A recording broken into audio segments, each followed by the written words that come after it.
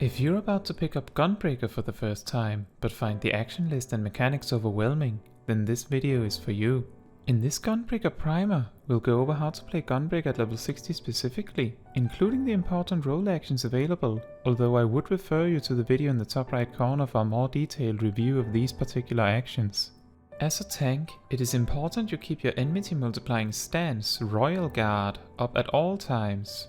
The only exception is if you are doing content with multiple tanks and you wish to let a co-tank take over easily. After that crucial point, let's talk about No Mercy, your signature damage boosting buff on a minute-long cooldown. Damage output wise, the entire Gunbreaker rotation revolves around the No Mercy damage window, as well as making use of the smaller burst window that happens 30 seconds later. As an ability, No Mercy can be used between your ordinary weapon skills and should be Lateweaved, that is, used as late in this ability window as possible to make the most of the buff. If you want to learn more about weaving, global cooldowns and off-global cooldowns, please check out the video in the top right corner.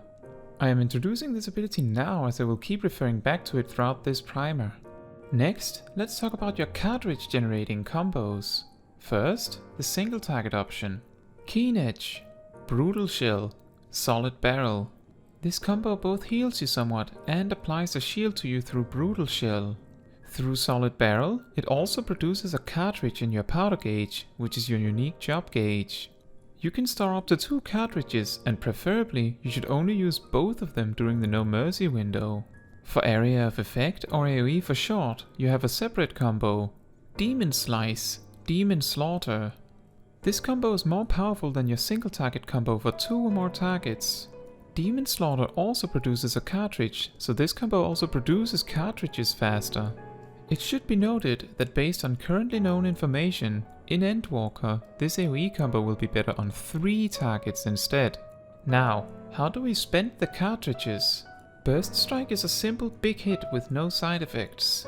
If your next weapon skill would produce a cartridge, but you already have 2, then you can use Burst Strike to spend it without cancelling the combo.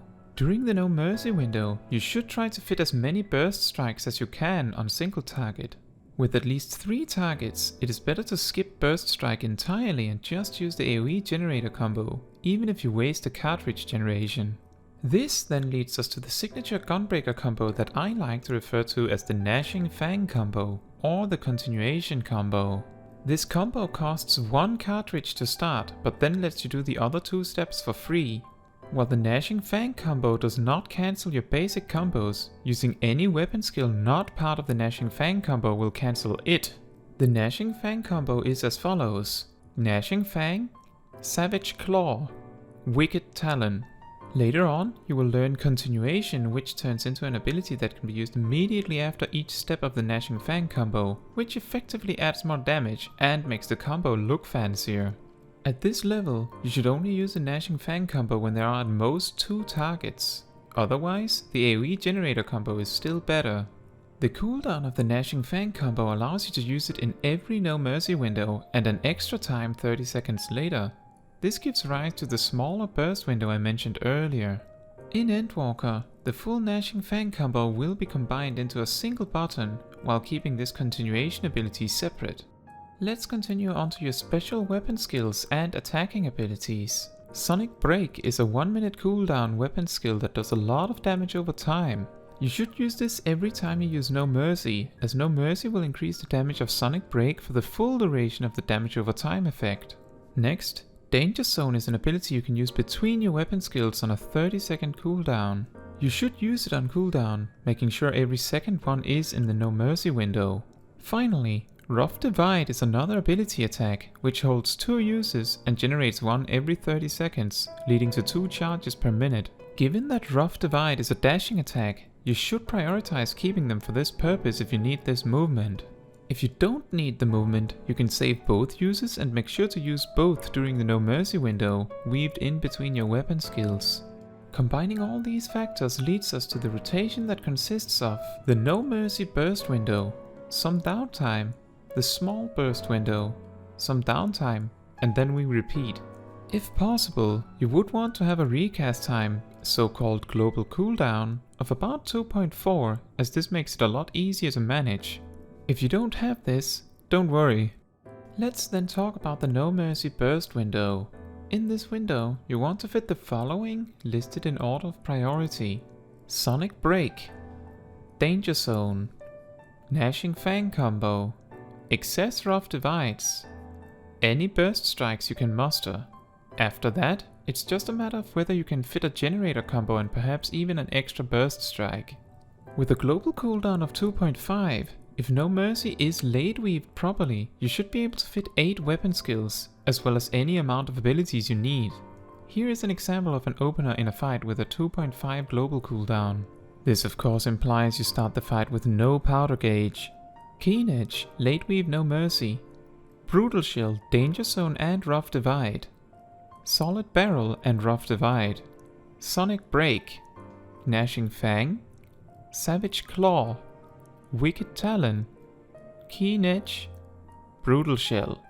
Later on in a fight, you may likely enter this window with 2 cartridges already prepared.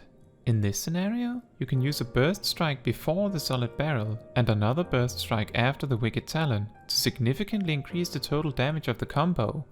If on the other hand your global cooldown is 2.4 or around that, you can include an extra weapon skill in your No Mercy window.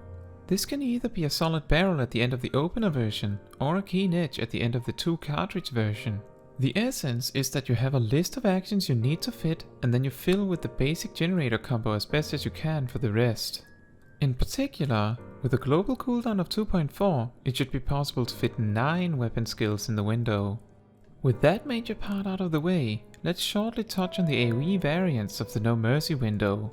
If there are 2 enemies, you replace your generator combo with the AoE version, but otherwise proceed with your No Mercy window as I described before.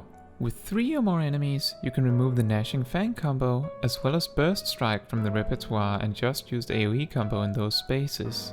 With 7 or more enemies, you can also remove Sonic Break, although even on 3 enemies, you may find it difficult to use Sonic Break on an enemy that will survive the full duration of the attack. Before moving on to defensives, we also need to briefly talk about the small burst window. This probably sounds like a lot more than it is. Effectively, after about half of No Mercy's cooldown has passed, Gnashing Fang alongside Danger Zone should be available again. Make sure to use these, as if done correctly and without too much delay, both of these actions will be available again for the next No Mercy window just fine. Next, let's talk about some of the more tank technical things. When pulling enemies, you can use Lightning Shot as a ranged option, although if there are many enemies, you may benefit from just running up to them and using Demon Slice. If there are only a few or they are widely spread, you can use Lightning Shot as your global cooldown and then use Provoke as an ability afterwards. Provoke is your taunting action that moves you to the top of the attack priority of the target you use it on. It also produces an astronomical 2000 potencies worth of enmity when you use it, however. As long as you're not in raid size content, that is 8 or more players, you can use this ability as a pulling tool as you please. Once more tanks are in your party, you should only use Provoke tactically to tank switch. Speaking of tank switching, Shirk is an ability that allows you to pass 25% of your enmity to your target, which is immensely useful to use right after your co-tank uses Provoke to really push them ahead on enmity, so you don't risk getting the attention of the boss back early. To finish, we talk about defensive cooldowns. Tanks in Final Fantasy XIV cycle their defensive cooldowns to try to keep at least one active for as much of the fight as possible. This is due to the concept of diminishing returns. If you use 2 defensive cooldowns together, they will each contribute less, and also you will often reduce the damage much more than your healer needs you to. By that token, unless you know you need a specific quality of defensive cooldown for a specific attack, you should try to use your larger defensive cooldowns first, except for your invulnerability that should be kept for special occasions. This introduces the following cooldown priority: Nebula, Rampart, Camouflage, Reprisal, Arm's Length. Naturally, if the high priority cooldowns become ready again, they take priority over the lower ones. Keep in mind that Arm's Length is only useful against regular enemies, but can be immensely powerful due to its attack speed reducing effect. The 4 other cooldowns each have varying degrees of powerful direct damage reduction. Additionally, the Gunbreaker's unique Aurora ability should be used regularly, and can be used alongside a damage reduction effect. Aurora is just healing for you or a friend. Do make sure to use it in such a way that you make the most of the healing over time. Super Polite is your invulnerability. While it does make you invulnerable, it also costs you all but one of all your health. For this reason, you should preferably only use this when you're about to die anyway, but if possible, try to plan it with your healer so they don't waste cooldowns themselves due to timing. To give a notorious example, using it just a moment after the White Mage uses Benediction to fully heal you, that'll get you in their good graces. Finally, remember that Low Blow can function as indirect damage reduction by preventing attacks from an enemy for a while, and keep in mind that Interject can interrupt interruptible attacks. An interruptible attack can be identified by the pulsing and flashing cast bar. Often, an enemy with an interruptible attack happens to also be immune to stuns, so make sure to try both. Let's round off by summarizing the attack rotation. Here are examples of 1, 2 and 3 and above target openers. Remember that with a global cooldown of 2.5, you can only fit 8 weapon skills in the No Mercy window. Make a point of fitting the more powerful actions in first. If you have a global cooldown of 2.4, you should be capable of fitting 9 weapon skills in. Remember to Lateweave No Mercy. After the opener, your rotation involves mostly doing your generator combo and perhaps spending a cartridge on Burst Strike to not waste a cartridge. Once Gnashing, Fang and Danger Zone comes up ready again, you should use both as quickly as you can, such that they will still be ready in the next No Mercy window. For 2 targets, you replace your single target generator combo with your AoE generator combo, but otherwise use all other actions as normal. This can make it easier to fit all the things you want inside the No Mercy window.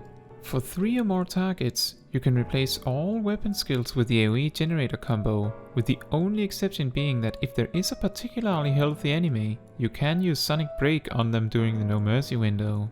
Finally, remember to try to keep at least one defensive cooldown running on yourself as much of the time as possible to reduce the damage you take. Thank you for watching. If you have any questions or feedback, please leave a comment down below.